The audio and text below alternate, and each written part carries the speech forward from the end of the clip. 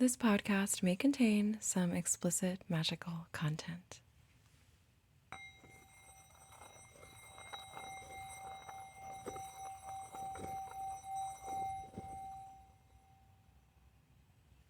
Welcome to Dear Divine Diary, a digital diary entry where I talk about my magical practice. Today, I'm going to be talking about spiritual celibacy. Ooh la la. It does seem counterintuitive when you start practicing sex magic to stop having sex. I get that. But for me, there was just really no other way. I couldn't do it any other way.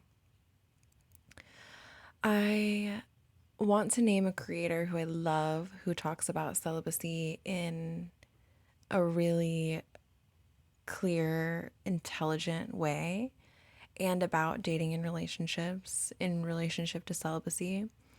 It's a TikTok account. So if you fuck with TikTok, it's at the Cindy Noir. The Cindy Noir. I'll put a link in I'll put the at in the description. So if you want to go down that rabbit hole, highly recommend it. I think also like that's not about sex magic, that account. That's just like celibacy. But for me, in order to practice sex magic, I have to know what my sexual energy feels like. I have to feel it. I have to know it in an intimate way because otherwise, how am I going to channel that magic? You know?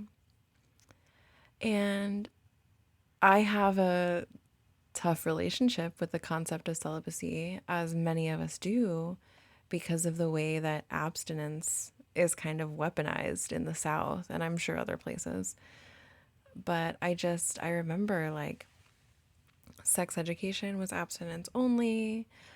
The there was so much purity consciousness and virginity culture that I really rebelled against.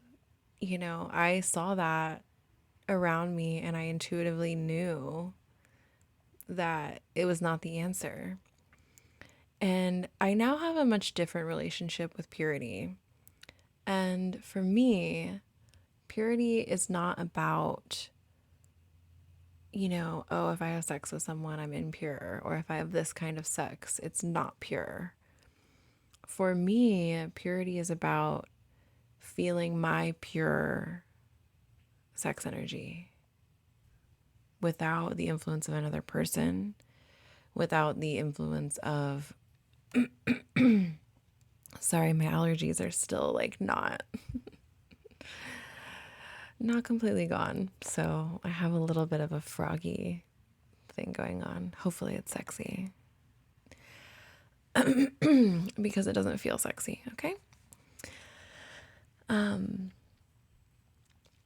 So purity for me is feeling my pure energy without the projections of society, without the influence of other people, without the projections of other people, and without expectations of things outside of myself, and often without expectations within myself, because so many of my internal expectations around sex and sexuality were put there by programming and not by me. And when I'm in a state of celibacy, I can really unpack, what is my sexual energy? What are my thoughts about sex? What do I want out of a relationship? And what do I need in order to feel safe and held in my own body?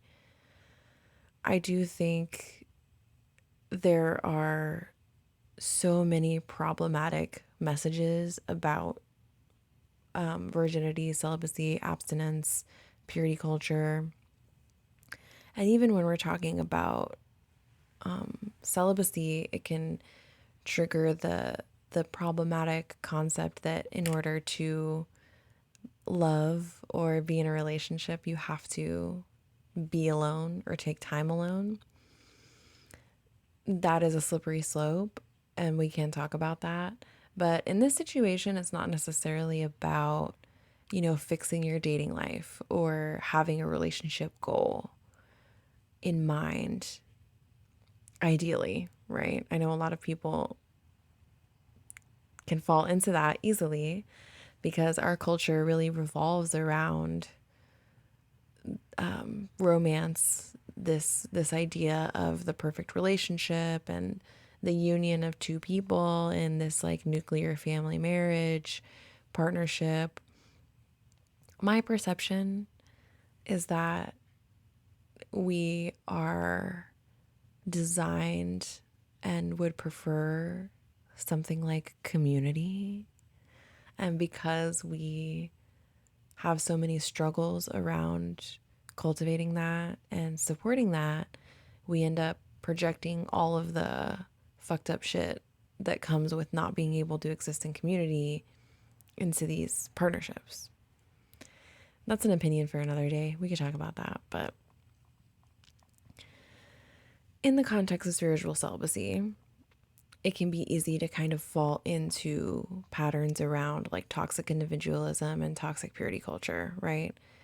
And it can also trigger those feelings, right? I know, the first time I tried to be celibate, I say tried, I experienced my first intentional celibacy when I was 17 because I had been so sexually active for so long, and I joined a church, and I made really sweet connections in that church, and I was studying the Bible, and I was having some of my first like really spiritual experiences in church because God was there. Funny how that works. Were there awful people there? Yes, also that, because that's exactly how the world is. God is there, and also so are awful people, but I love them. No one's really awful, but I saw the opportunity to, reclaim my sexuality. At that time, I did identify as a Christian, and I didn't really understand that the things that were happening to me weren't because of the religion. And so part of it was kind of to assimilate to the religion and to be a part of that community. I don't think it was easy for anybody at that church that I was like a raging sex positive slut and proud of it at 17. I don't think that was easy for them. And I loved it. But I also started to get the first kind of inklings spiritually and mentally and emotionally that some of my hypersexuality had its roots in some kind of trauma or programming around sex. For me, a lot of that was rebelling against abstinence and purity. And I may be able someday to talk a little bit more about why that fits so nicely with my family trauma. But in my first experience with celibacy, I was able to bring that to the surface and work on it and do it in a place where I didn't feel any sexual pressure or the necessity to sleep with anyone. And part of what made that easy was the environment that I was in. So from then on, I just kind of had a relationship with celibacy where I would take time to not just like, oh, I happen to not be sleeping with anyone right now, but to actually say, I'm going to cut off from dating, sex, hookups, sometimes flirting, even all of that, to focus on myself. And then that became really useful when I moved into practicing sex magic because I had a really intimate relationship with my sex life. I was able to have a lot of compassion for myself early on as I unpacked my own trauma. And so when I got to the sex magic part, working with sexual energy in that context brought a new layer of trigger. In the most recent few times that I've been celibate, I've actually been unpacking, like, not just my own sexual trauma, but the trauma of my ancestors and my lineage. It lives in my DNA, this relationship that particularly in my situation, the women in my lineage have had with sex. And, this brings up the environment again, because the environment of church was obviously very easy. I mean, I won't say that because we can talk about what ended up happening at church, but it was easier because I was around people that really respected and understood abstinence, even though it was clear to me and to all of them that it was temporary. But for me, it was easy because I didn't feel like I was doing something wrong. Now, when I abstain, the environments that I'm in do make me feel wrong for it. And there's a level of not really understanding.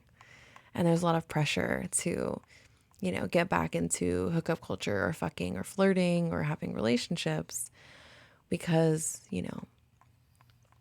of the triggers it brings up for other people when I talk about my journey. So,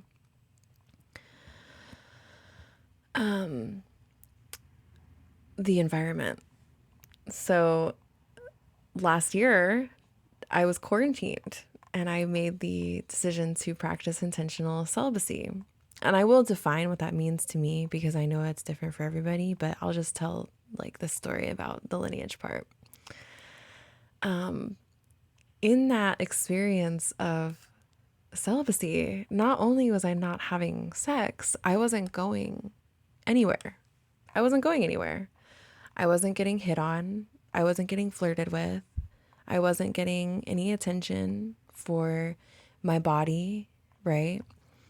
And it became clear to me that even in the situations that I had been celibate before and abstained, and in my sexual energy to become closer to it and to feel it, I thought that I was like shutting out everybody else's sexual energy to focus on mine. And then what the quarantine taught me was that those experiences of being sexually objectified in the world don't go away when I stop having sex, because people are still operating in that mindset of seeing a sexy woman and projecting their feelings about that onto the woman, unfortunately. And I'm talking from personal experience, so I know that for me, this is kind of why celibacy works. And I'm sure for other people, there is a massive spectrum of reasons that it may call to you or it may really work for you. But for me, I just felt the detox. And I noticed that it was really important for me to start having energetic boundaries because people were kind of lobbing their energy, like their trauma, their sexual trauma energy at me. And I think that during quarantine, of course, I found out a lot about myself. I found out that I could talk to ghosts. I found out that I was psychic. I found out that, I wanted to live a much different life than I had been living and all of this. But I became so sensitive to energy. And now, because of that experience, I can really feel when it's happening. And I'm like, oh, this person is like so unconsciously having all of these like patriarchal trauma responses to their own sexuality in response to me. And it sends this kind of frequency over with the question of a response, with the demand for a response that this person may not even be conscious of.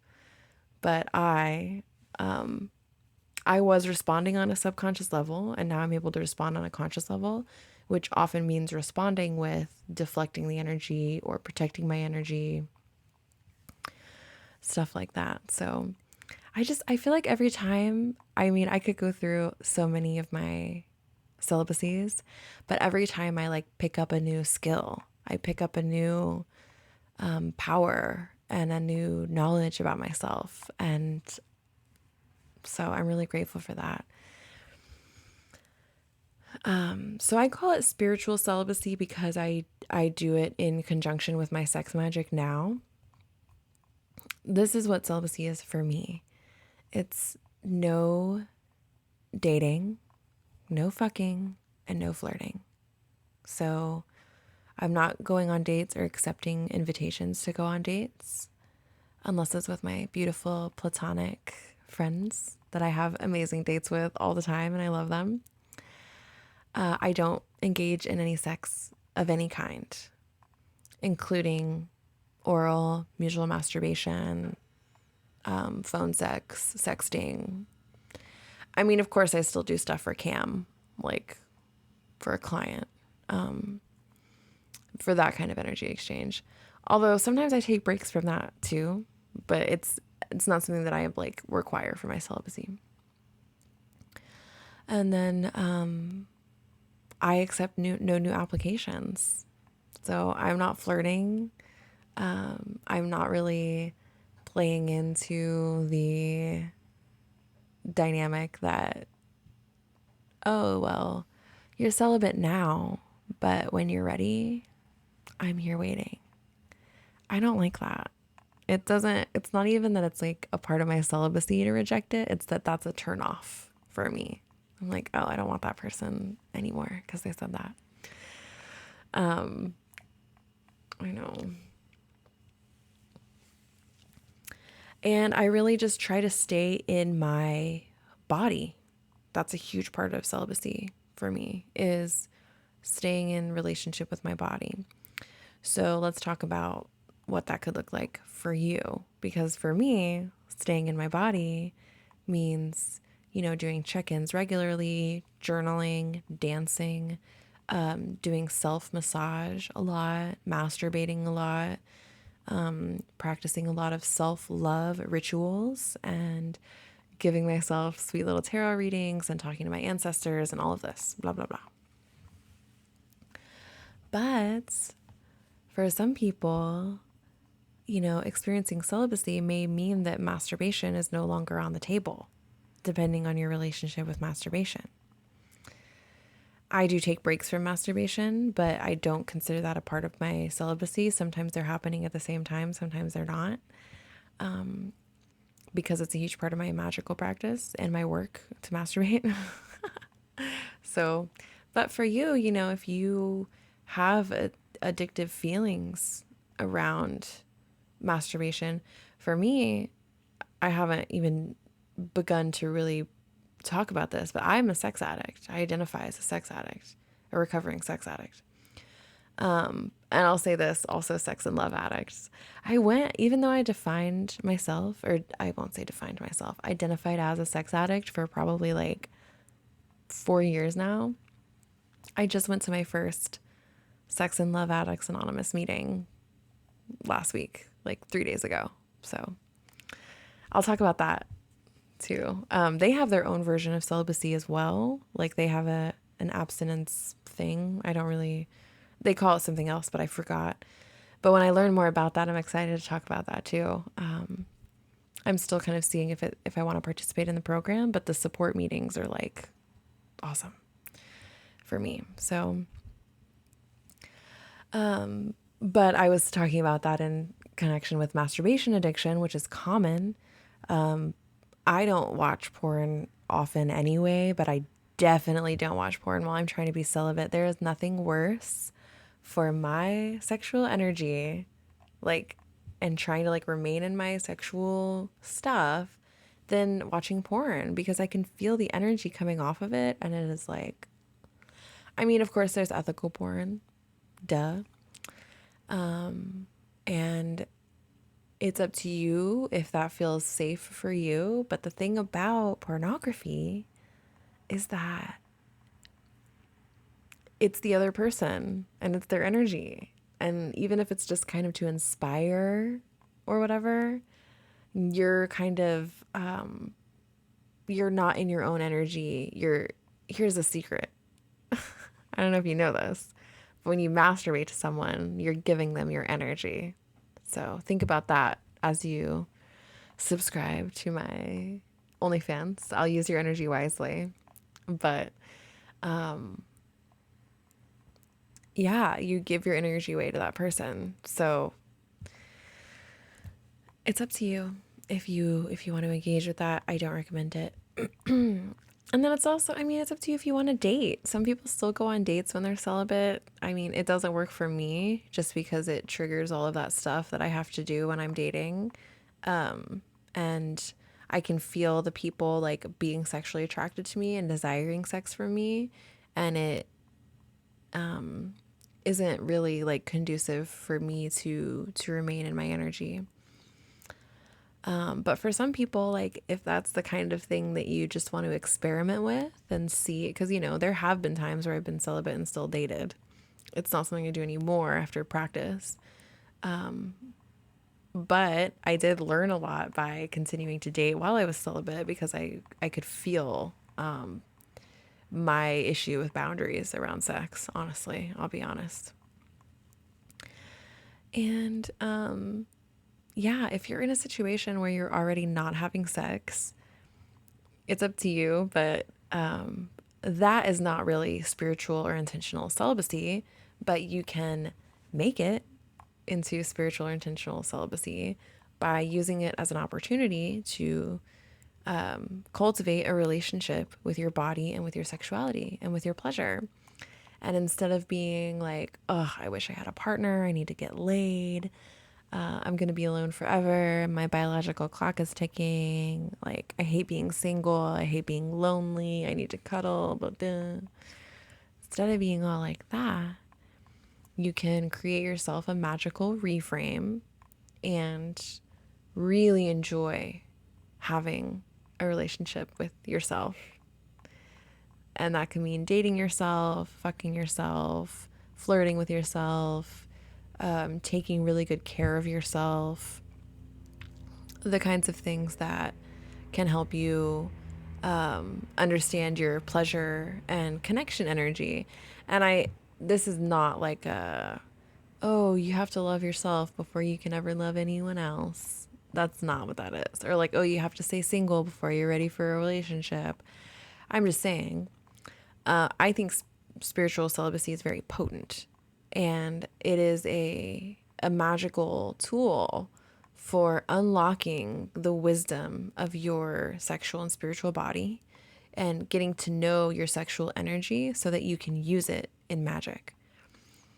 And if you are a serial monogamist or you're hooking up a lot, it can be hard to know what your sexual energy feels like outside of its relationship to other people and another person.